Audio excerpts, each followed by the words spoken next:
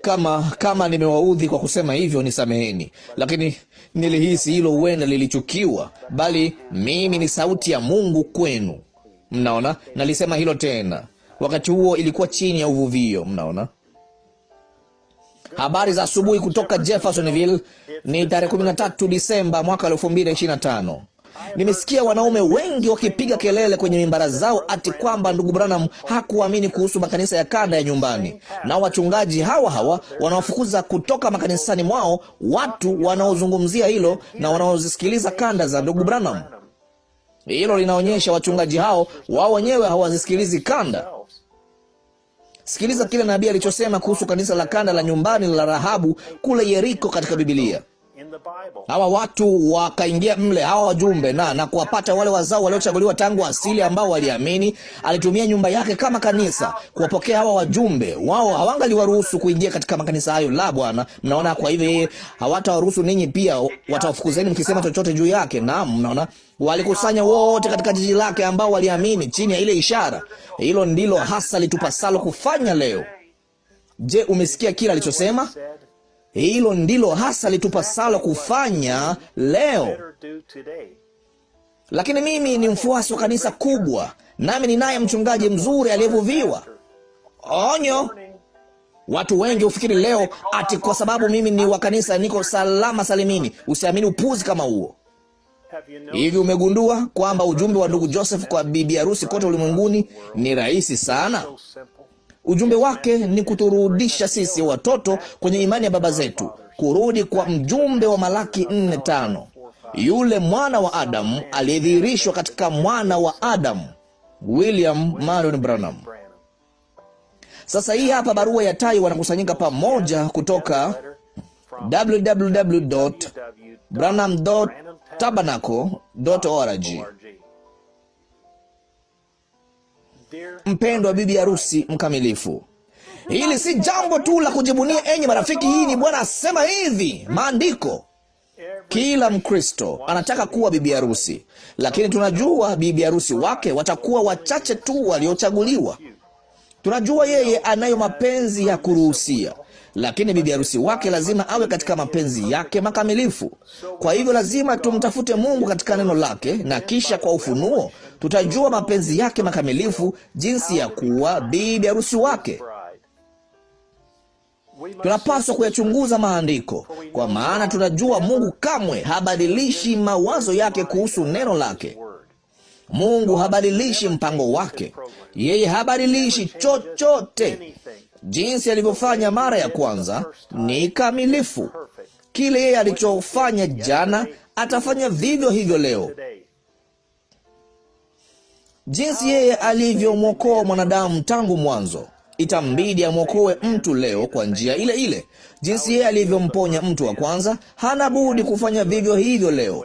Jinsi ambavyo Mungu alichagua kumuita na kumwongoza bibi harusi wake, atafanya vivyo hivyo leo, kwa kuwa yeye ni Mungu na hawezi kubadilika. Neno linatuambia kwamba Yesu Kristo ni yeye yule jana, leo na hata milele. Kwa hivyo wakati tunapolisoma neno lake, tunaweza kuona wazi kabisa jinsi yeye alivyochagua kumuita na kumwongoza bibi harusi wake kwa kila kizazi. Yeye alimchagua mtu mmoja. Alisema wao walikuwa neno la siku yao. Nabii alituambia yeye kamwe hakuwa na kundi la watu. Wao wana njia tofauti, mawazo tofauti, na muhimu zaidi, alisema neno la Mungu halihitaji kufasiriwa. Kwa hivyo kila nabii alichosema katika kila kizazi hakiwezi kuongezwa kwake au kuondolewa. Lazima iwe neno kwa neno kile alichonena. Rahisi sana. Ukiniuliza mimi njia ya Mungu iliyoandaliwa ni ipi? Dumu na nabii. Sasa sio tu kwamba tunajua fika njia ya Mungu iliyoandaliwa tangu mwanzo vile imekuwa, bali Bwana yeye hata atanena kupitia malaika wake na kutuambia kile yeye atakachofanya katika siku zijazo, ili tu kuthibitisha kwa mara nyingine tena Mungu habadilishi mpango wake. Baada ya bibi harusi wake sisi kuondoka hapa duniani na kuitwa kwenda kwenye karamu ya harusi, Mungu atawahitaje wale Wayahudi 144,000 waliochaguliwa? Kundi la watu. Sasa mara kanisa hili bibi harusi limevutwa pamoja, linanyakuliwa na ile siri ya muhuri ya 7 ama muhuri ya 7, ile siri ya kuondoka, nao Wayahudi wanaitwa kwa siri ya baragumu ya 7, ambayo ni manabii wawili, Elia na Musa, nao wanarudi. Kwa hivyo mara tu bibi harusi atakapovutwa pamoja, tutatwaliwa juu. Tunajua kuna kitu kimoja tu kinachoweza kumvuta bibi harusi pamoja: Roho Mtakatifu. Naye Roho Mtakatifu ni neno lake, nalo neno lake la siku hii ni sauti ya Mungu. Nayo sauti ya Mungu ni... Kama nimewaudhi kwa kusema hivyo, nisameheni, lakini nilihisi hilo huenda lilichukiwa, bali mimi ni sauti ya Mungu kwenu. Mnaona? Nalisema hilo tena. Wakati huo ilikuwa chini ya uvuvio. Mnaona? Naomba niingie hapa na niseme nukuu hii moja tu kutoka kwa malaika mjumbe wa Mungu aliyethibitishwa. Inapaswa kutosha kabisa kwa wote wanaojiita waaminiwa katika ujumbe huu wa wakati wa mwisho. Wadai mchungaji wao abonyeze play katika makanisa yao au ajiuzulu, ili waweze kumpigia kura mchungaji mwenye ufunuo wa kweli kutoka kwa Mungu. Kwa hivyo baragumu ilipigwa, nao manabii wawili wakatokea, kwani yeye hawezi kuwa na malaika wake wa 7 pamoja na bibi harusi wake hapa duniani wakati ule ule wao wanapokuja. Kwa hivyo yeye anawahitaji Wayahudi kwa njia ile ile aliyomwita bibi harusi wake mataifa.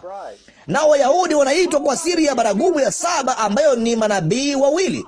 Bibi harusi hana budi kuondoka njiani apate kwenda juu sasa, kusudi wale watumishi wawili wa Mungu katika ufunuo, wale manabii wawili wapate kujitokeza, kusudi wapigie ile baragumu ya 7, wawajulishe Kristo. Ni wazi kabisa Mungu abadilishi mpango wake. Yeye aliwatuma manabii wake. Kwa hivyo bibi harusi wake atadumu na njia yake iliyoandaliwa. Nabii malaika wake, sauti ya Mungu iliyo kwenye kanda. Kisha ili kulifanya liwe wazi kabisa, Mungu kwa mara nyingine tena anazungumza na kumwambia bibi harusi wake, mmedumu waaminifu kwangu na njia yangu iliyoandaliwa. Kwa hivyo njia yangu iliyoandaliwa ya siku yenu itawaambieni. Yule malaika wa 7 mjumbe aseme, tazama mwana-kondoo wa Mungu aichukuaye dhambi ya ulimwengu. Sauti hiyo ni muhimu sana. Sauti ya Mungu ikinena kupitia malaika wake wa 7 kwenye kanda. Mungu ataitumia sauti hiyo, sauti ya malaika wake wa 7. Sio kundi, sio mimi, sio mchungaji wako. Sauti ya malaika mjumbe wake wa 7 kututambulisha sisi kwake, Bwana wetu Yesu Kristo. Kwa hivyo tunafahamu sisi ndiyo bibi harusi wake. Tuko katika mapenzi yake makamilifu. Tunaufuata mpango wake kwa ajili ya siku hii kwa kubonyeza play. Sehemu ya bibi harusi wake itakusanyika Jumapili hii saa 6 mchana masaa Jeffersonville, ni saa 2 usiku Afrika Mashariki, kumsikiliza mchungaji wetu, malaika mjumbe wa Mungu, William Marion Branham. Naye atakuwa akizungumza nasi na kutufunulia kwamba halipo kanisa lingine, hamna kundi lingine la watu tangu kuumbwa kwa ulimwengu ambalo limewahi kupata fursa tulionayo ya kuungana pamoja kumsikiliza Mungu akizungumza nao moja kwa moja.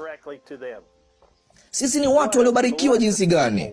Tunayo furaha sana, tunashukuru sana. Bibi harusi anafanyika mmoja na bwana harusi, ndugu Joseph Branham. Sikukuu ya baragumu 64-0719M. Maandiko ya kusoma kabla ya kusikiliza ujumbe.